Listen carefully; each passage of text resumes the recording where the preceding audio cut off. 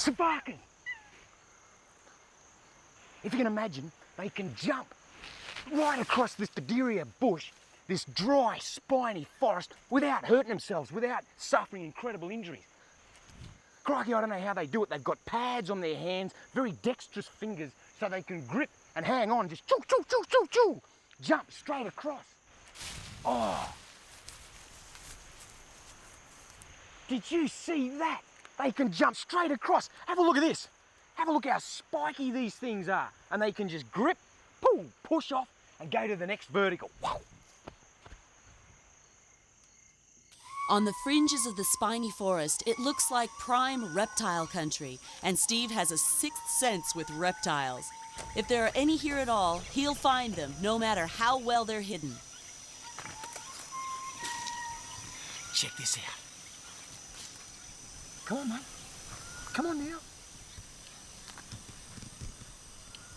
Oh, look at this. It's a ground boa, a Demeryl's ground boa. He's got his tail hooked back in those rocks. They love to eat rodents, and even small lemurs if they can get hold of them.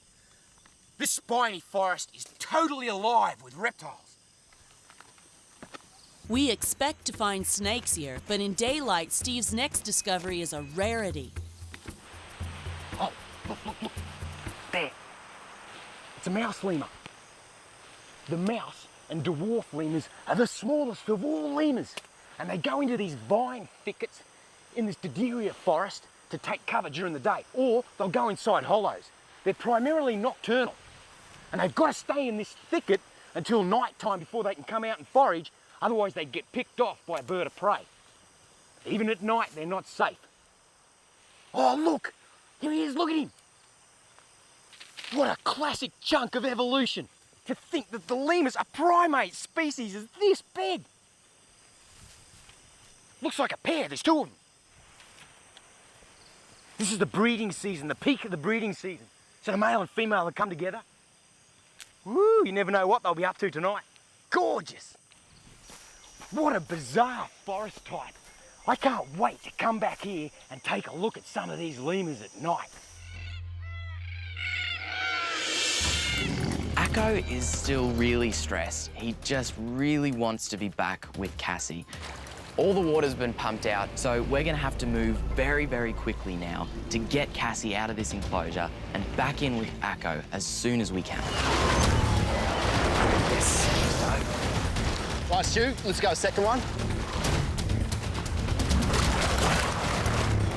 You're a mate, go for it.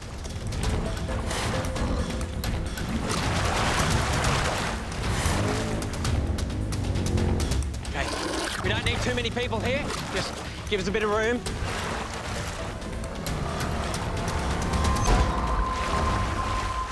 Okay, go now. Saltwater crocodiles belt each other, they fight for territory, so you're not going to hurt them. But the key is to get it done as quickly as possible. Okay, stop there. The jump team is headed up by Robert. He's the one who makes the final call when it's time to go in. So if we can have the jump team ready to go. The guy who takes the head and the guy who comes in behind it are critical. If I jump on the back of Robert and I don't give enough power and strength to Robert, he'll just get flicked off the head.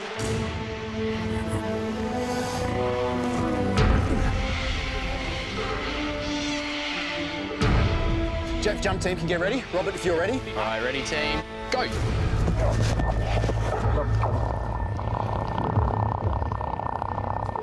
Robert? Good. Okay, I just need to get in there. Sorry, Robert. Just gonna do that for now.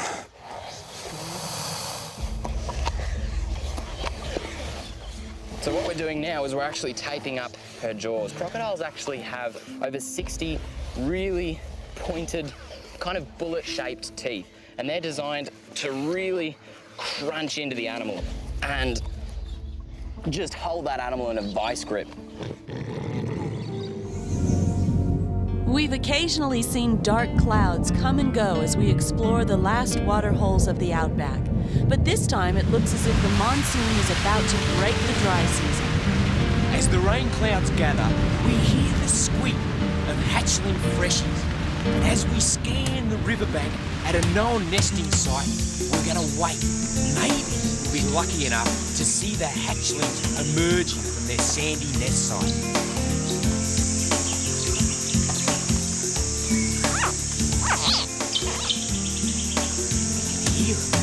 Can't see anything. They're deep in the moist, warm sand where their mother deposited the eggs 90 days ago.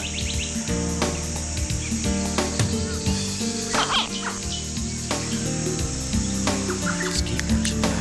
They're gonna come out soon.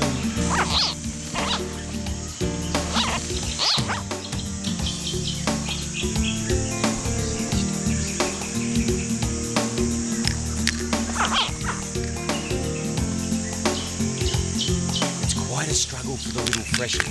Right on their nose tip, they've got an egg tooth. They penetrate the eggshell and struggle and push and get their way out through the egg, and then they've got the battle of going up through the sand and emerging and running down to the water's edge.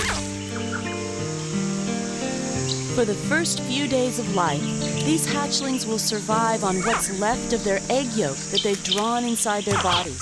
Then it's a fight for survival that will see more than 90% of them die in the first year.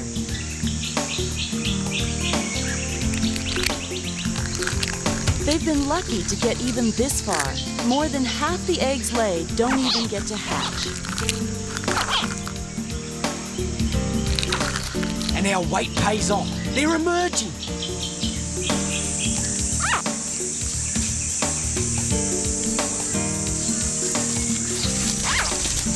Replicas of their mother, these tiny little dinosaurs make a bolt for the water, the safety of their new environment.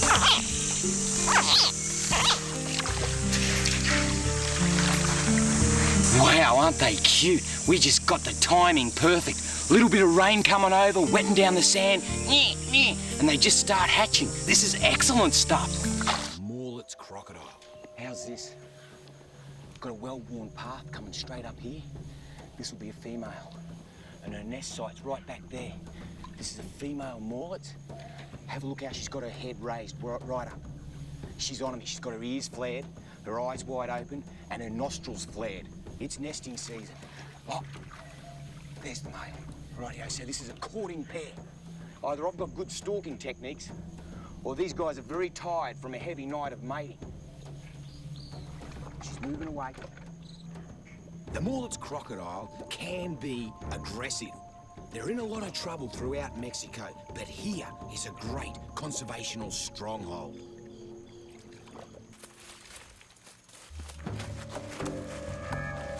Beautiful snake. Have a go at this. Get him out in the sun here. Look at this. Look, look, look. Hey, you're all right, mate. This is the tiger tree snake. You're out here shedding your skin, aren't you, pretty snake? Look at this. It'll come off in beautiful big slabs. Must feel great too to a snake to have a skin shed, because the snake's not exactly fighting it, it's kind of loving it. Bang, look at that. How's that? Hey, hang on, hang on, hang on, hang on, hang on. Hang on, buddy, hang on, hang on, hang on. Now have a look at this. What a spectacular snake, how's that? So that'll put him around about 7 foot. Beautiful snake. Have a look at the body structure on him too. When you see his head, it's there that you can see why they call him a tiger tree snake. Now see how he's opening up his mouth and he's got his... Hang on, hang on. No biting now. And he's laterally compressing... Getting upset. Laterally compressing his throat there. You can see he's puffing it right up. That's a sign of, hey, hey, hey, hey. Don't be mucking with me or I'm going to bite you. But you know, given that these snakes are really quick moving and are known to bite quite repetitively, I think he's enjoyed the fact that I've helped him take that skin off. Is it good? Is it good? They actually peel, they start the peel at their nose. Whoa, whoa, whoa, whoa. Doesn't like any movement around his head there. Beautiful snake. There you go, bud. Happy birthday, dear Harriet. Happy birthday to you. Hooray!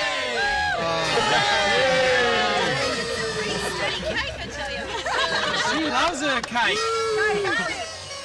We're celebrating Harriet's 168th birthday. Woo! Happy birthday, sweetheart. Woo! On this adventure, we're going to take you to meet her relatives. Before finding a home at Australia Zoo, Harriet traveled the world. We will follow her footsteps and explore the islands where this giant Galapagos land tortoise was collected in 1835 by the great naturalist Charles Darwin. Her home country is a place where untamed animals happily coexist with people, even in the cities. Our search takes us across the Pacific Ocean and along the equator to the South American country of Ecuador.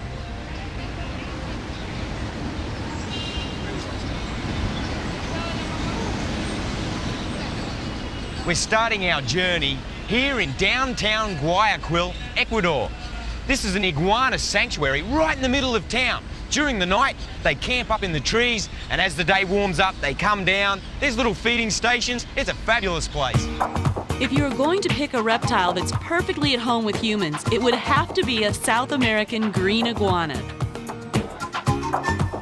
They just don't see people as a threat, and if we leave anything edible nearby, they're into it. These guys have no fear and no respect. Can you believe these iguanas right in the hustle and bustle of downtown Guayaquil? This one's a dominant male of the species, and that head bobbing is a territorial display. He's saying, all you other males keep off my turf. The city of Guayaquil provides the food and sets the ground rules. It's the people who are fenced off, and iguanas have right of way. Isn't this amazing? Urban iguanas. They're quite tolerant of people, it's amazing. And this bloke's even had his tail broken, maybe a car accident, and it's regenerated. These reds are very quick.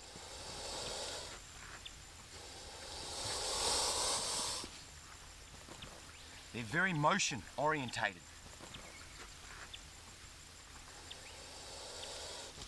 Oh, man.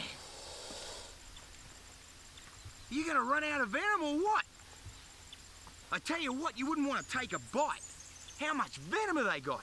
And he's spitting out around 10 feet, deadly accurate. It's just spraying me right in the face. Incredible.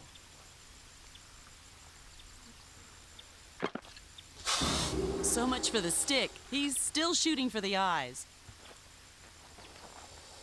Oh, you grumpy little snake. Grumpy little snake. Okay, here we go. There you go, buddy. It's not so bad. He's starting to settle down now. You can see a beautiful band across his eye, just like a teardrop coming underneath his eye. That certainly helps his camouflage and that beautiful red coloration. Glorious snake, shiny, and they don't get a heck of a lot bigger than this. This would be considered a relatively large one. And now that I've got him, you can see I'm just letting him go through my hand. I'm not actually grabbing him, and he's settled down. His hood's gone down, and he's much more comfortable now. He thinks he's getting away. Look at this, I'll just move with him. He's looking good. You can tell when they're not as aggressive, when they let their hood go down. Very obvious. And all of the big mammals out here on the plains in amongst these acacias, they know the cobra. They know the cobra well. And as soon as he sits up like that, they run. They run really quickly. Get out of the way. This is a cobra. I could be blinded by it, and they bolt. These reds are very quick as far as... Oh, how's that for a hit? Watch this. Deadly accurate. They squirt venom through spiraling, like rifling. In their fangs, it crosses over to further enhance the trajectory and the accuracy. Right fair smack in my eyes. And it splatters all over my face. I can't believe he's still got a whole heap of venom in there. Hang on, mate. Hang on, buddy. You're all right. Here he is. He's all right. Oh, he's coming back round on. Ah.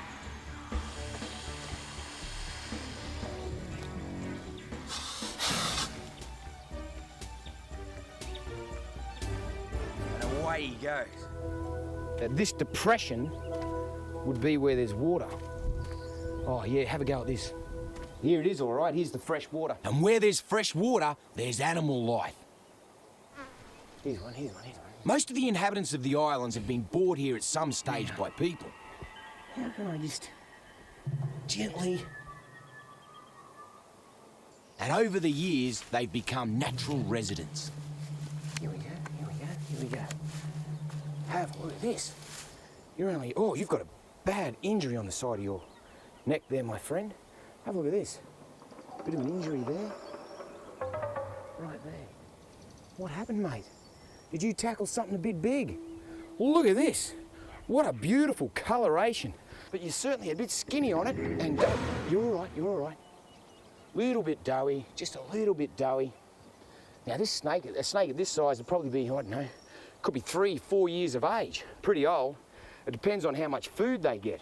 But I'm thinking that a snake this size would probably be feeding on chicks, you know, seabird chicks. And then as it gets bigger and bigger, it's going to feed on the tame wallabies.